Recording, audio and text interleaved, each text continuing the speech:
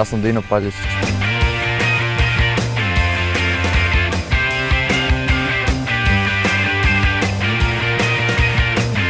Igram za NK Zagreb.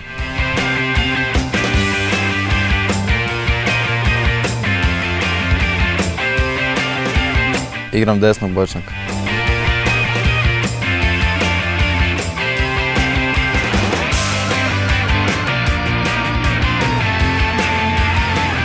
Nogomet igram od 6. godine.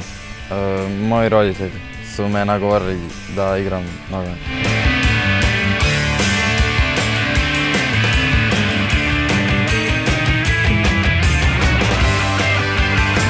Moj uzornik je Richard iz Manchester Citya jer je po meni najbolji igrač, najbolji desni bočni na svijetu.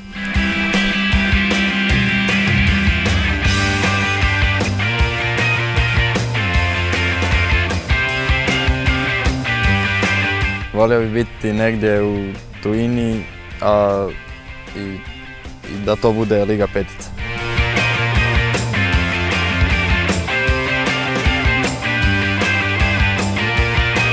Pa nemam razlike za sve, dajem 100% od sebe.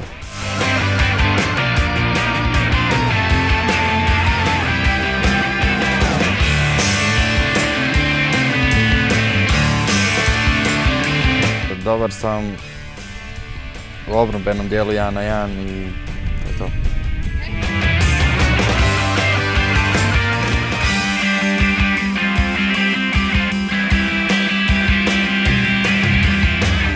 Sa svima jednako se razumijem.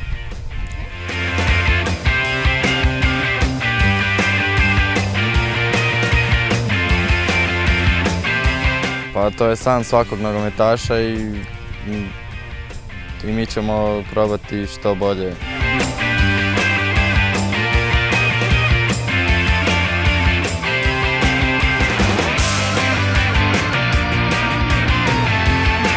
Nemam posebni uspjeh, najveći mi je uspjeh to što igram za slovensku reprezentaciju.